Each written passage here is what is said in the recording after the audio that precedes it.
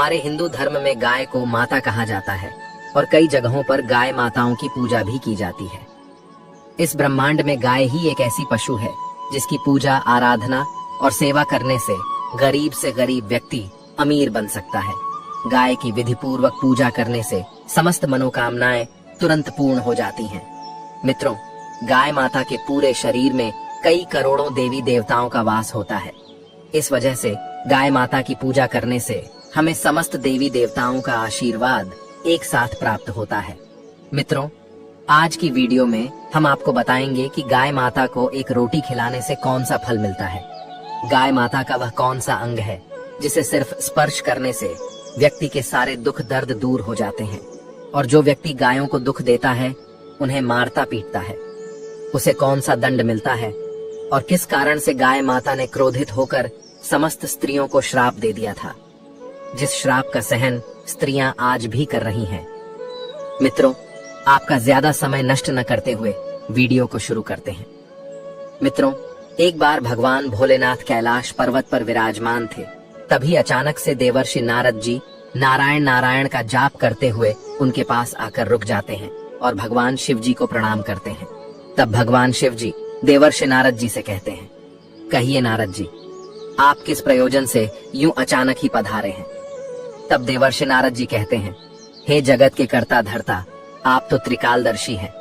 आपको तो मेरे आने का उद्देश्य पता ही है कि मैं आपके पास क्यों आया हूँ, लेकिन आप फिर भी यह प्रश्न कर रहे हैं। तब भगवान भोलेनाथ कहते हैं, हे देवर्षि नारद जी, हम आपकी दुविधा को समझते हैं। आप बिल्कुल निश्चिंत होकर हमें अपने प्रश्नों को पूछिए, हम आपको आपके प्रश्नों का उत्तर अवश्य देंगे। तब देवर्षि नारद जी कहते हैं, हे प्रभु, आज मैंने पृथ्वीलोक का भ्रमण करते हुए देखा कि कुछ लोग गौ माताओं की पूजा कर रहे थे, उन्हें रोटियां खिला रहे थे, उनकी सेवा कर रहे थे। मित्रों, नारद जी कहते हैं, हे प्रभु, मैं गायों को रोटियां खिलाने का महत्व जानना चाहता हूँ, और जो व्यक्ति गायों की सेवा करता है, उनकी पूजा करता है, उन्हें कौन सा फल मिलता है। हे प्रभु, गाय का वह कौन सा अंग है जिसे सिर्फ स्पर्श करने से सभी दुख दर्द दूर हो जाते हैं। मित्रों, देवर्षि नारद जी आगे कहते हैं, वहीं दूसरी तरफ मैंने देखा कि कुछ लोग गाय माताओं पर अत्याचार कर रहे थे, उन्हें कष्ट दे रहे थे। हे प्रभु, मनुष्य इन बेजुबान जानवरों पर, गाय माताओं पर ऐसा अत्याचार क्यों करते हैं? उन्हें ऐसा करने पर कौन सा दंड मिलता है, और वह कौन सा ऐसा श्राप था जो गाय माता ने समस्त स्त्रियों को दिया था, जिसे कलयुग की समस्त स्त्रियां भोग रही हैं? मेरी यह जानने की तीव्र इच्छा हो रही है। तब भगवान शिव जी मुस्कुराते हुए देवर्षि नारद जी से कहते हैं, हे नारायण भक्त नारद जी, आपके ये सभी प्रश्न बहुत ही महत्वपूर्ण हैं, और आपने इन सभी प्रश्नों को पूछकर पूरे ब्रह्मांड का उद्धार कर दिया है। लेकिन मैं आपको आपके इन प्रश्नों का उत्तर देने से पहले आपको एक अत्यंत ज्ञानवर्धक कहानी सुनाना चाहता हूँ। मित्रों, भगवान शिव जी कहते हैं, हे देवर्षि नारद जी, किसी समय की बात है, अवंतीपुर नामक नगर में गोपेश नाम का एक धनवान सेठ रहता था। वह प्रतिदिन ईश्वर की पूजा आराधना करता था। उसके जीवन में कोई दुख दर्द नहीं था। वह सुखपूर्वक से अपने जीवन का निर्वाहन कर रहा था। लेकिन कहते हैं ना कि बिना सुख और दुख का मनुष्य बिना जल के मछली के समान होता है। इसलिए मनुष्यों के जीवन में सुख के साथ दुख का आगमन होना ही चाहिए। उस सेठ के साथ भी ऐसा ही कुछ हुआ था। उसके जीवन में सिर्फ एक ही दुख था कि उसको अभी तक संतान प्राप्ति का सुख नहीं मिला था। इस वजह से वह बहुत ही दुखी रहता था। उसने अपनी पत्नी को पता नहीं कितने वेदों और हकीमों को दिखा दिया था, लेकिन उसे संतान की प्राप्ति नहीं हो रही थी। एक दिन गोपेश अपने किसी कार्य से किसी नगर की तरफ जा रहा था। तब उसने देखा कि एक तपस्वी महात्मा जी अपनी साधना में लीन है। तब वह गोपेश उन महात्मा जी के पास रुक जाता है। कुछ देर ऐसे ही बैठने के बाद वे तपस्वी महात्मा जी अपनी आंखें खोलते हैं तो वह गोपेश नाम का सेठ उन महात्मा जी से कहता है, हे विप्र, मैं अपने जीवन से बहुत ही परेशान हूँ, कृपया आप मुझे इस कष्ट से निजात पहुंचाइए। तब वे महात्मा जी उस गोपेश नाम के सेठ से कहते हैं, हे मानव, तुझे किस बात का कष्ट है? तू तो बहुत ही धनवान लग रहा है, लगता नहीं है कि तुझे कोई कष्ट भी होगा। फिर वह गोपेश नाम का सेठ बड़े ही दुखी भाव से कहता है, हे त्रिकालदर्शी, मेरे जीवन में केवल एक ही दुख है, और वह यह है कि मेरे विवाह को कई वर्ष हो चुके हैं, लेकिन अभी तक मुझे संतान की प्राप्ति नहीं हुई है। हे विप्र, कृपया आप मुझे यह बताने का कष्ट करें कि मुझे संतान की प्राप्ति क्यों नहीं हो रही है, और आप कृपया करके मुझे संतान प्राप्ति का उपाय भी बताएं, जिसे करने के बाद मुझे संतान का सुख मिल सके। तब वे महात्मा जी अपनी अंतर्मन की शक्ति से उस गोपेश नाम के सेठ के जीवन में घटित सभी घटनाओं को देख लेते हैं और क्रोध में उस सेठ से कहते हैं, अरे मूर्ख मानव, तूने एक घोर पाप किया है, और वह यह है कि याद है न तुझे, तू जब किसी नगर को जा रहा था तब एक वृक्ष के पास एक गाय अपने बछड़े के पास भूख प्यास से तड़प रही थी। तब तूने न तो उस गाय को भोजन करवाया और न ही तूने उस गाय को प्रणाम किया था। उस गाय ने तुझसे सहायता भी मांगी थी, लेकिन तूने उस दिन उस गाय माता की पुकार को सुनकर भी नजरअंदाज कर दिया था, और तेरी इसी उदंडता को देखकर उस गाय ने तुझे संतान न होने का श्राप दे दिया था। हे मानव, जो भी व्यक्ति गाय माताओं को कष्ट में देखकर उनकी सहायता नहीं करता है, उस व्यक्ति को घोर पाप लगता है। मित्रों, भगवान शिव जी देवर्षि नारद जी से कहते हैं, हे देवर्षि नारद जी, इस प्रकार से उन महात्मा जी ने उस गोपेश नाम के सेठ को उसके पापों के बारे में बता दिया। तब वह सेठ रोते हुए कहता है, हे राम, मुझसे इतना बड़ा पाप कैसे हो गया? मुझे अपने आप से घृणा हो रही है। मेरी वजह से एक गाय और उसके बछड़े को दुख सहना पड़ा। फिर वह गोपेश नाम का सेठ उन महात्मा जी से कहता है, हे गुरुदेव, मैं अपने इस पाप को सुधारना चाहता हूँ। मैं जानता हूँ कि मेरा अपराध क्षमा योग्य नहीं है, लेकिन फिर भी मैं अपनी इस उदंडता का प्रायश्चित करना चाहता हूँ। कृपया करके आप मुझे इसका कोई उपाय बताएं, जिसे करने के बाद मुझे मेरे पापों से मुक्ति मिल सके। फिर वे महात्मा जी उस गोपेश नाम के सेठ से कहते हैं, हे धनेश, तुम दुखी मत हो। इसका उपाय यह है कि तुम मेरे आश्रम के समीप रहने वाली कालिंदी नाम की गाय की सेवा करो, उसकी पूजा आराधना करो, वह तुमको अवश्य ही पुत्र का आशीर्वाद देगी। फिर वे महात्मा जी उस गोपेश नाम के सेठ को एक मंत्र जाप करने के लिए कहते हैं, और कहते हैं कि तुमको इस मंत्र का जाप करना है। अगर पहली ही बार मंत्र का जाप करने से वह कालिंदी नाम की गाय तुम्हारे पास आ जाती है, तो तुम्हें पुत्र की प्राप्ति अवश्य होगी। और अगर वह गाय किसी वजह से तुम्हारे पास नहीं आती है, तो जरूर तुझसे पृथ्वी की सारी गाय माताएं रुष्ट हो गई हैं। तब वह सेठ उस मंत्र का जाप करने लगता है। उसके पहली बार ही मंत्र का जाप करते ही वह कालिंदी नाम की गाय उस आश्रम में उस गोपेश नाम के सेठ के पास आने लगती है। उस गाय को आता देखकर वे महात्मा जी बोले, हे धनेश, तू देख, तेरे केवल एक बार ही मंत्र का जाप करने से यह कालिंदी नाम की गाय स्वयं चलकर तुम्हारे पास आ रही है। तू बहुत ही भाग्यशाली है। यह गाय निश्चित ही तेरे सभी दुखों को दूर कर देगी।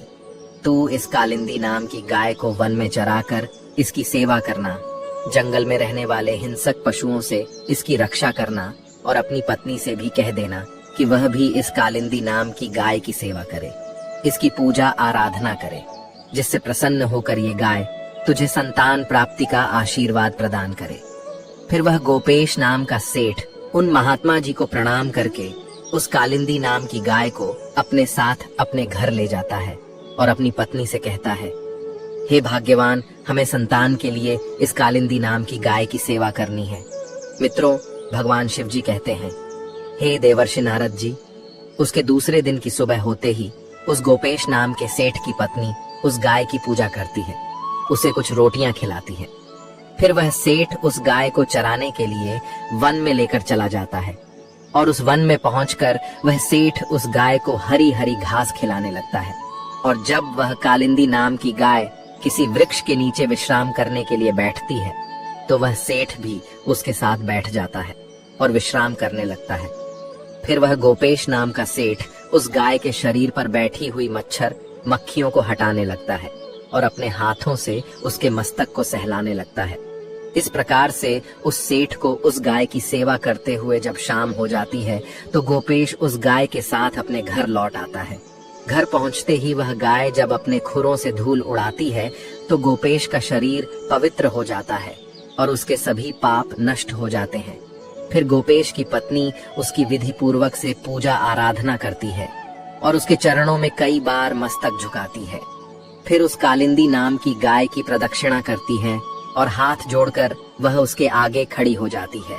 फिर वह गाय उस गोपेश नाम के सेठ की पत्नी की पूजा को स्वीकार कर लेती है और गोपेश की पत्नी पर अपनी दृष्टि डालकर उसके सभी दोष समाप्त कर देती है। गाय की दृष्टि पड़ते ही उस सेठ की पत्नी पवित्र हो जाती है। इस प्रकार से उस गोपेश नाम के सेठ को उस कालिंदी नाम की गाय की सेवा करते हुए 28 दिन बीत जाते हैं।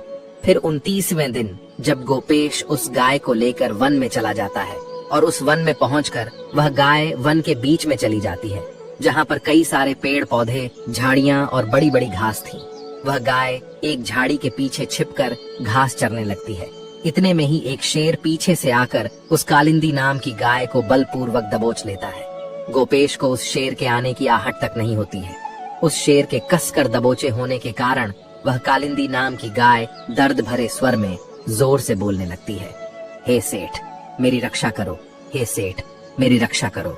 और जैसे ही गोपेश उस गाय की आवाज सुनता है, वैसे ही वह दौड़ता हुआ उस गाय के पास पहुंच जाता है और वह देखता है कि एक खूंखार शेर ने कालिंदी नाम की गाय को बलपूर्वक दबोच रखा है। इस वजह से उस गाय के आंखों से आंसुओं की धारा बह रही है। तो गोपेश बहुत ही दुखी हो जाता है और एक हाथ में डंडा उठा लेता है। मित्रों, भगवान शिव जी कहते हैं, हे देवर्षि नारद जी, जब गोपेश डंडा उठाता है उस समय वह उस शेर की तरफ नहीं देख रहा होता है, लेकिन उसी समय जब वह उस शेर की तरफ देखता है तो उस शेर की दृष्टि पड़ते ही गोपेश का शरीर कांपने लगता है। उसकी सारी शक्ति क्षीण हो जाती है। फिर वह शेर गोपेश से ऊंची आवाज में कहने लगता है, हे धनेश मेरे ऊपर प्रहार करना तुम्हारे बस की बात नहीं है, क्योंकि भगवान शिव मेरी ही पीठ पर पैर रखकर नंदी पर बैठते हैं।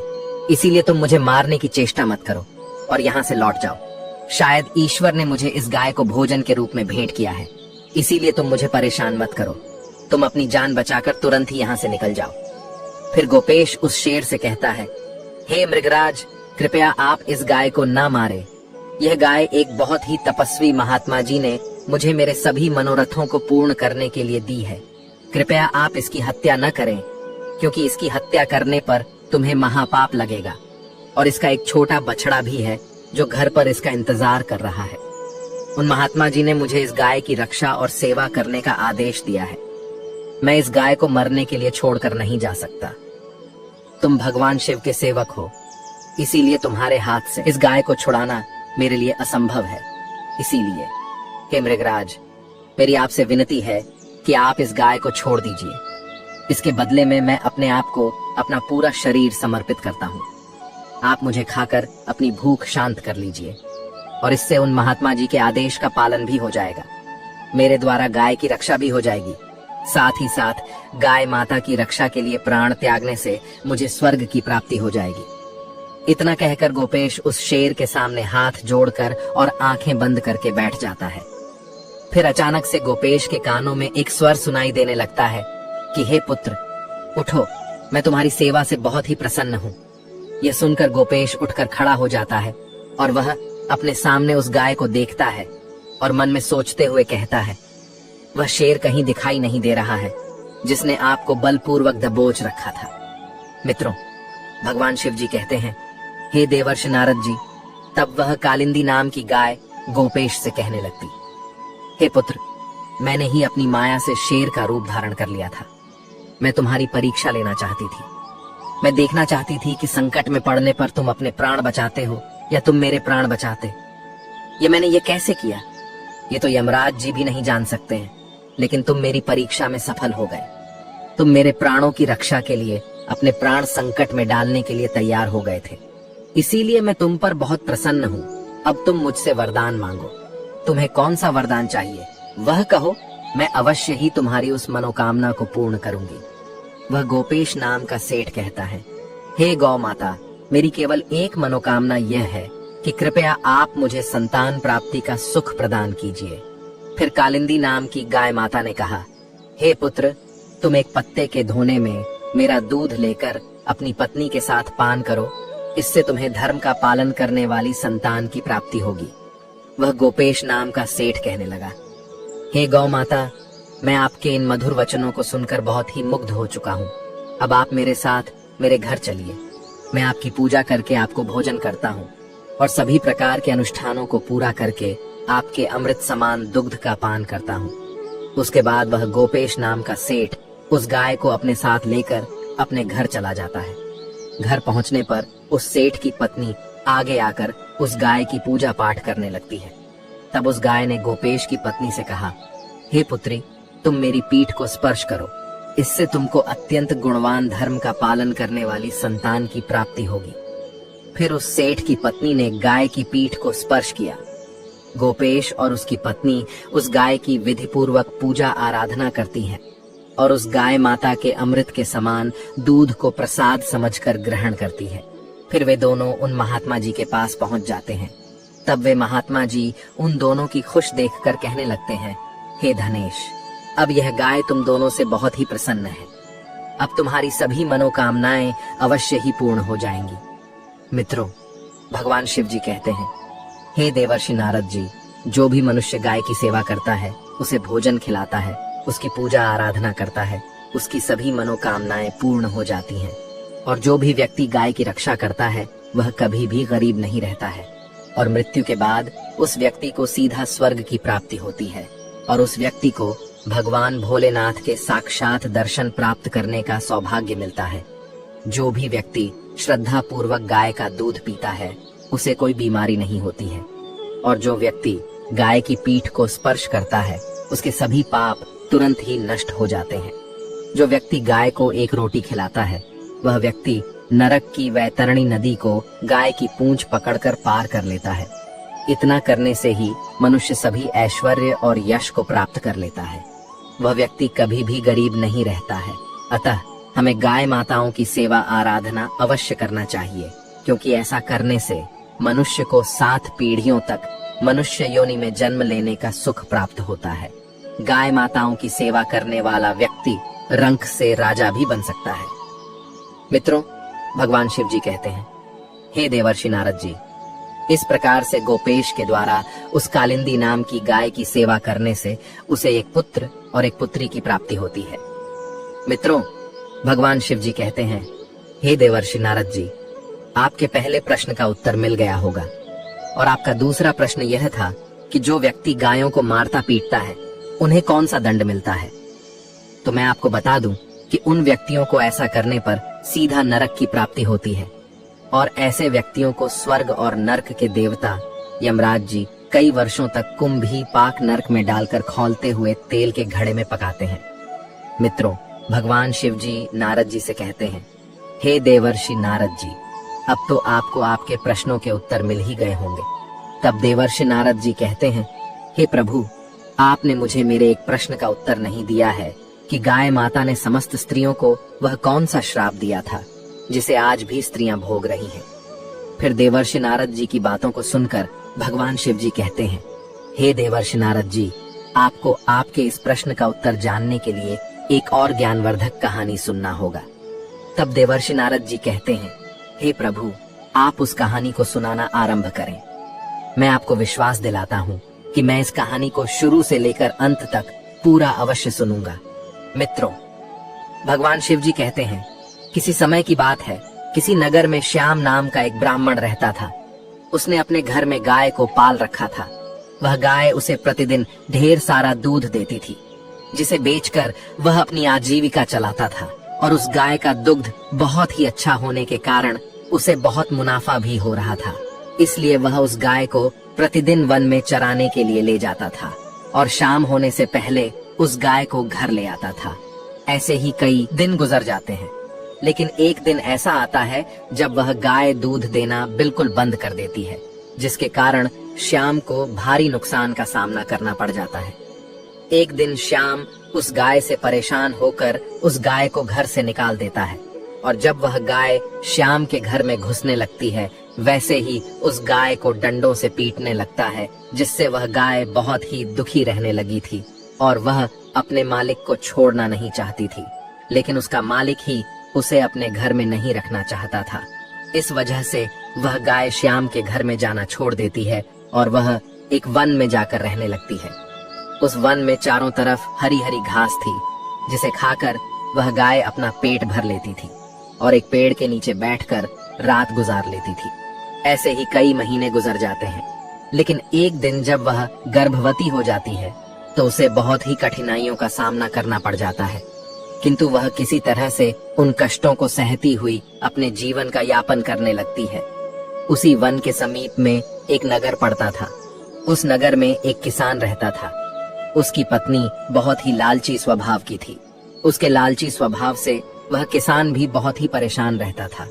मित्रों, भगवान शिव जी कहते हैं, हे देवर्षि नारद जी, एक दिन जब उस गाय को गर्भवती के 9 महीने बीत जाते हैं, तब अचानक से उसे तीव्र पीड़ा शुरू हो जाती है और वह उस पीड़ा को सहन नहीं कर पाती है, लेकिन किसी तरह से वह उस पीड़ा को सहन कर लेती है और वह गाय एक सुंदर से बछड़े को जन्म दे देती है।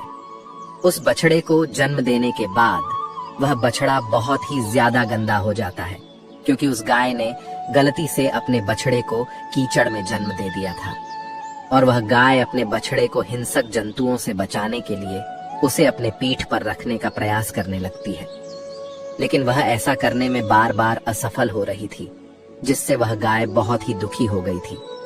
तभी अचानक से किसान की पत्नी किसी कार्य के लिए उस वन में पहुंच जाती है, जहां पर वह गाय अपने बछड़े को हिंसक जंतुओं से बचाने के लिए उस बछड़े को अपनी पीठ पर रखने की कोशिश कर रही थी।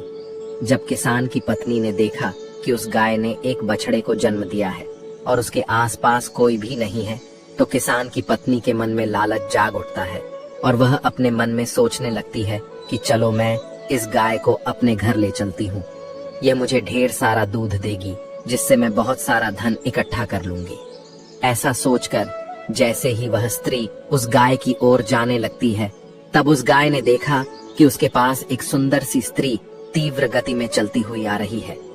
फिर उस गाय ने उस किसान की पत्नी से कहा, हे स्त्री, आप कृपया मेरे इस बच्चे को मेरी पीठ पर रख दो, क्योंकि यह अभी बहुत ही छोटा है और 9 महीने बाद चलने लगेगा। उस गाय को यह पता नहीं था कि उसका बच्चा जन्म लेने के बाद चलने लगता है और उस समय मनुष्यों के बच्चे भी पैदा होते ही चलने लगते थे। उस गाय को यह बिल्कुल भी पता नहीं था। उस गाय की बातों को सुनकर वह किसान की पत्नी को हंसी आ जाती है और वह हंसते हुए उस गाय से बोली, अरे मैं तुम्हारे बच्चे को तुम्हारी पीठ पर क्यों रखूं? तुम्हारे इस बच्चे को देखो तो ये कितना गंदा हो गया है। इसके ऊपर बहुत मिट्टी भी लगी हुई है। अगर मैं इसे तुम्हारे पीठ पर रखूंगी तो मेरी साड़ी गंदी हो जाएगी। तभी क्रोध में आकर उस गाय ने उस किसान की पत्नी को श्राप देते हुए कहा कि हे मूर्ख स्त्री, तू मेरे बच्चे को मेरी पीठ पर रखने में हिचकिचा रही है और तू मेरे बच्चे को गंदा कहा रही है। जा, मैं आज से समस्त स्त्रियों को यह श्राप देती हूँ कि अब मनुष्यों के बच्चे भी मेरे बच्चे के ही तरह पूरे 9 महीने बाद चलेंगे और जितने भी पशु पक्षी हैं उनके बच्चे पैदा होते ही चलने लगेंगे। मित्रों, भगवान शिव जी कहते हैं, हे देवर्षि नारद जी, इस प्रकार से गाय माता के श्राप को कलयुग की स्त्रियों को भी भोगना पड़ रहा है। ऐसा पहले नहीं था। पहले मनुष्यों के बच्चे पैदा होते ही चलने लगते थे। सतयुग में सुखदेव पैदा होने के तुरंत बाद ही अपने पैरों पर चलने लगे थे और वेद व्यास भी जन्म लेने के तुरंत बाद अपने पैरों पर चलने लगे थे। ये बात तो सतयुग की थी, लेकिन कलयुग में ऐसा कुछ भी नहीं है। कलयुग में मनुष्यों के बच्चों को अपने पैरों पर चलने के लिए कम से कम 9 से 10 महीने लग जाते हैं। इसका कारण यह है कि गाय माता ने क्रोध में आकर समस्त स्त्री जाति को एक भयानक श्राप दे दिया था। उस दिन से समस्त स्त्रियों के बच्चे पैदा होते ही अपने पैरों पर चलने की प्रक्रिया वहीं पर रुक गई थी और गाय माता के श्राप के कारण कलयुग में स्त्रियों के बच्चे 9 से 10 महीने के बाद ही अपने पैरों पर खड़े हो पाते हैं और गायों के बच्चे उसी दिन से पैदा होते ही अपने पैरों पर चलने लगते हैं। इसीलिए किसी की आत्मा को ठेस नहीं पहुंचाना चाहिए, दूसरों के दुख में दुखी हो जाना चाहिए और दूसरों के काम में आना चाहिए और साथ ही पशु पक्षियों की सहायता करनी चाहिए। एक स्त्री की गलती की वजह से कलयुग की समस्त स्त्रियों को गाय माता के श्राप का फल भोगना पड़ रहा है। मित्रों, भगवान शिव जी कहते हैं, हे देवर्षि नारद जी, अब तो आपको आपके सभी प्रश्नों के उत्तर मिल ही गए होंगे। तब देवर्षि नारद जी कहते हैं कि हे प्रभु, अब मुझे मेरे सभी प्रश्नों के उत्तर मिल गए हैं। और आपने मुझे बहुत ही महत्वपूर्ण ज्ञान दिया है। मैं आपको विश्वास दिलाता हूँ कि मैं इस ज्ञान का विस्तार पूरे देवलोक में अवश्य करूंगा। मित्रों,